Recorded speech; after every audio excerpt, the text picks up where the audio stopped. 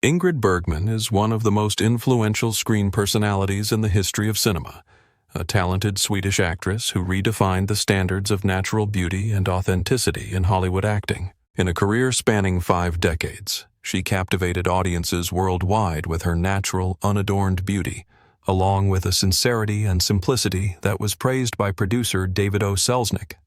She was the second actress to complete the American Triple Crown of acting, and is one of only 4 actresses to receive at least 3 Oscars for acting. However, behind the glittering halo and the image of Saint Ingrid that the public built was a complex and turbulent personal life often torn between her professional passion and her duties as a mother and wife. Her inner tragedy is revealed in part through confessions in her memoir, including a haunting remark about co-star Gregory Peck.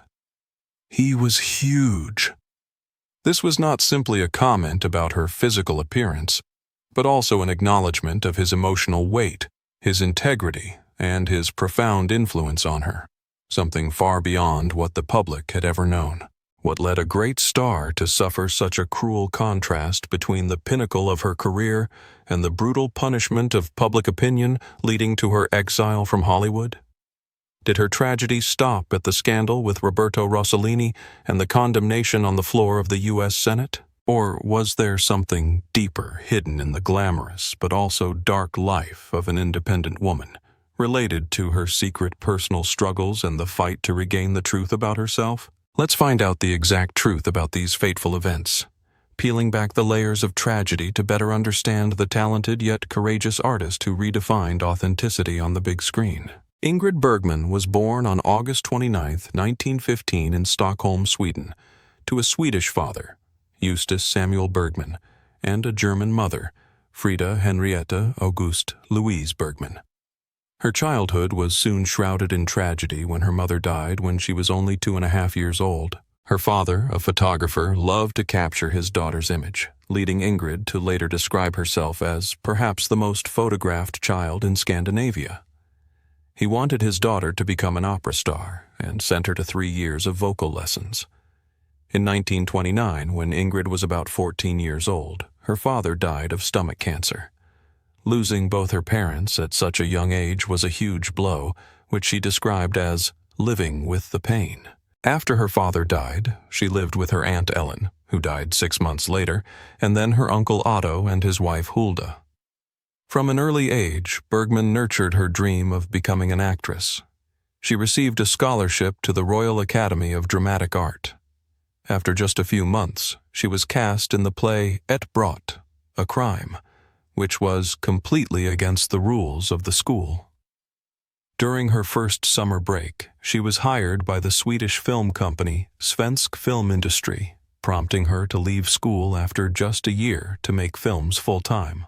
Her big break came in 1939, when Hollywood producer David O. Selznick invited her to star in an English-language remake of the Swedish film Intermezzo, 1936.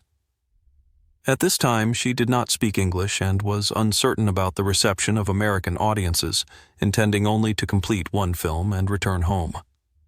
Selznick was initially concerned because she didn't speak English, was too tall, had a German-sounding name, and had too thick eyebrows. However, he decided not to make her change her appearance or name, realizing that her natural beauty and authenticity would triumph over the synthetic glamour of Hollywood. Bergman's Hollywood career took off quickly, marked by a series of leading roles in classic films. She was distinguished by her ability to portray variety, sincerity, and natural dignity. Casablanca, 1942. This is perhaps her most famous role, Ilsa Lund, opposite Humphrey Bogart. The film has become one of the most beloved works in cinema history. While Bergman did not consider it one of her favorite performances, she admitted that the film took a life of its own. Critics praised her as surprisingly lovely, sharp, and natural, delivering a warm and genuine romantic radiance. Gaslight, 1944. The role of a wife driven to the brink of madness by her husband, played by Charles Boyer. For this role, Bergman won her first Academy Award for Best Actress. This was considered the pinnacle of her Hollywood career. Critics noted that her performance was emotional but restrained, not allowing her emotions to slide into hysteria. Notorious, 1946. One of Bergman's 3 collaborations with director Alfred Hitchcock, she played Alicia Huberman, an American spy who must infiltrate Nazi sympathizers in South America. The film is considered a Hitchcock masterpiece and the most elegant expression of his visual style. Bergman's performance is said to demonstrate her ability to command the screen with elegance and emotional authenticity. Anastasia, 1956.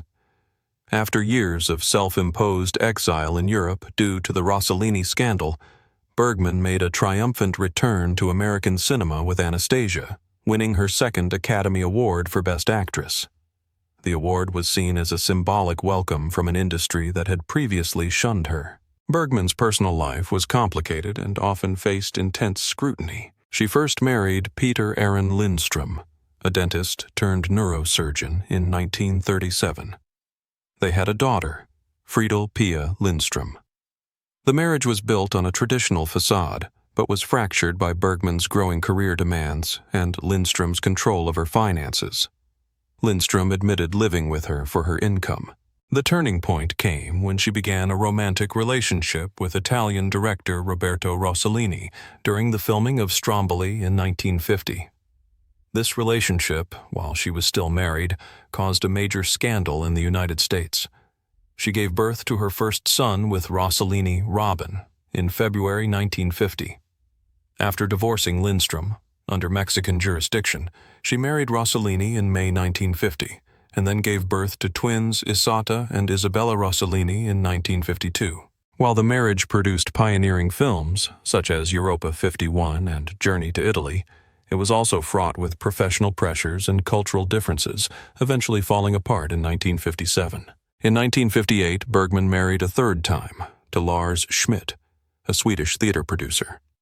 This marriage lasted nearly 2 decades, providing a more stable personal environment, although the demanding work schedule caused tension, leading to divorce in 1975. Bergman struggled with the conflict between career and family, later admitting that she had lived through the feeling of leaving the children, having a career. Her daughter, Isabella Rossellini, commented that her mother had shown that women could be independent and wanted to write their own stories. Ingrid Bergman's career was built on an image of purity and sincerity, but that image became a tragic burden for her when her personal life was not perfect. David O. Selznick deliberately built the image of Bergman as a normal, healthy, neurotic, scandal-free career woman with an ideal family life. This image was reinforced through saintly roles such as Sister Benedict in The Bells of St. Mary's, 1945, and a Holy Virgin in Joan of Arc, 1948.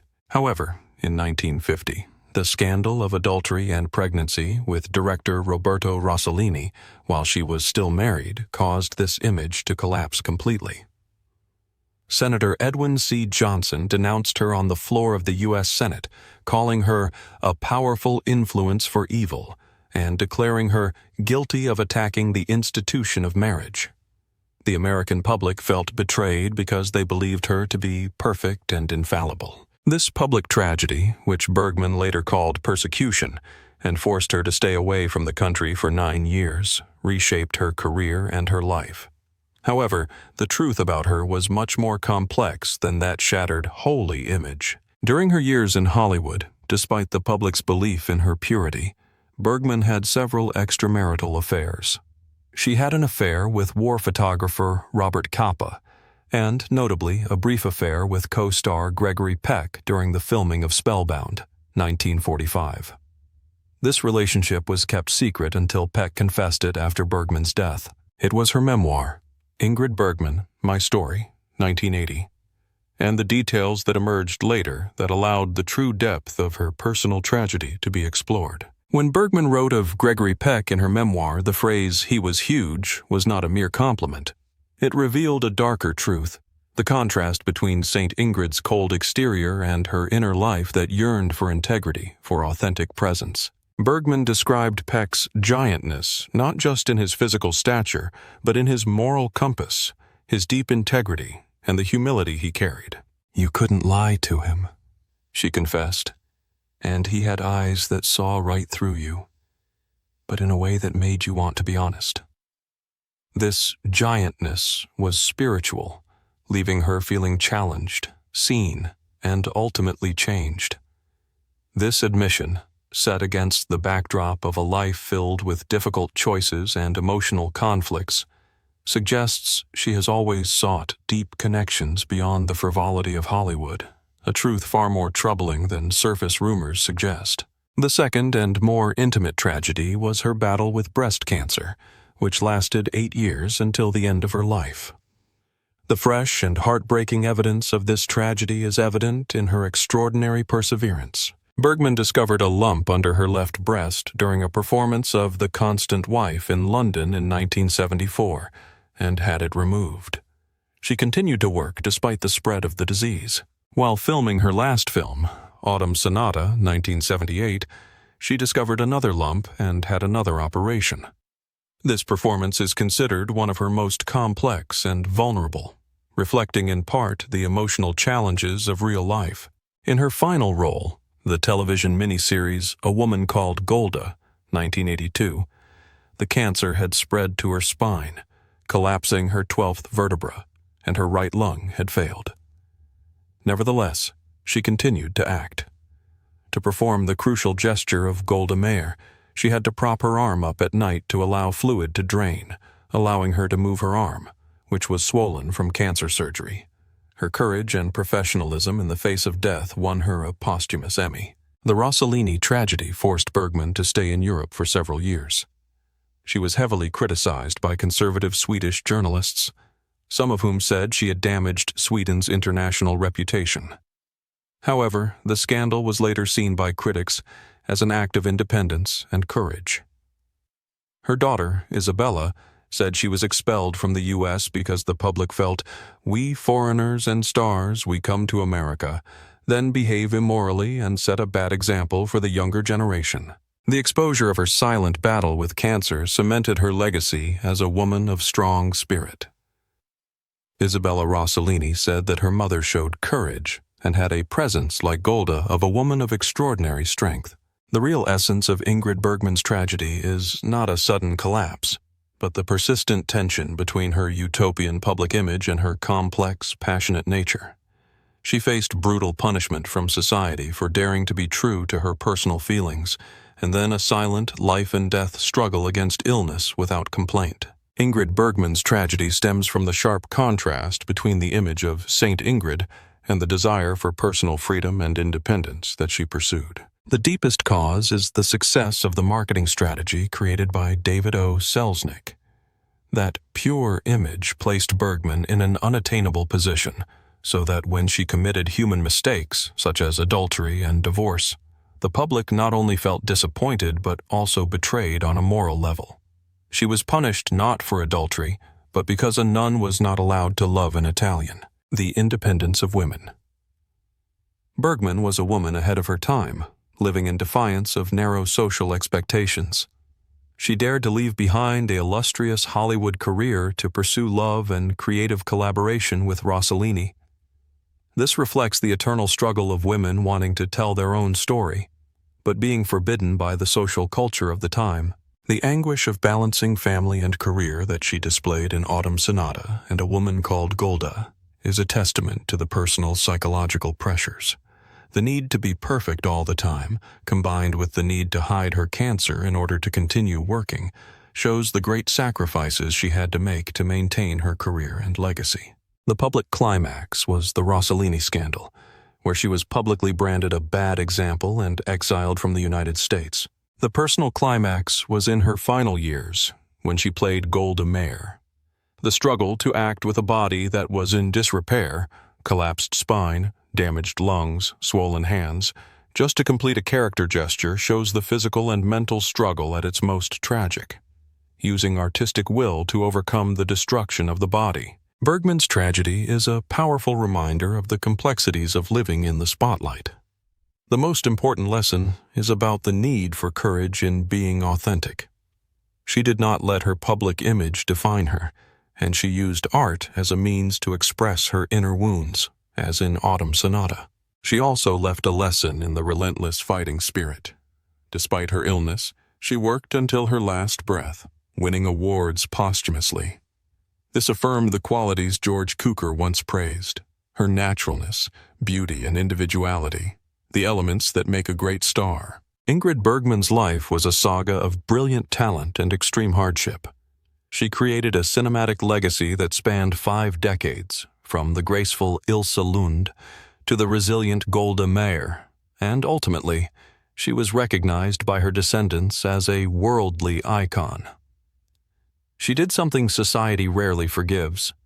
She lived authentically, independently, and powerfully, unfettered by traditional prejudices. Her remarkable career, which was crowned by 3 Oscars, a Tony, and 2 Emmys, overcame all condemnation and all physical illness. In a modern age where personal information is so readily available, what does the life of Ingrid Bergman, who was publicly chastised for her lack of sanctity, ask about the boundaries between privacy and public expectations of idols? Has society learned to accept the enormity of artists' complex souls instead of just worshiping false perfection?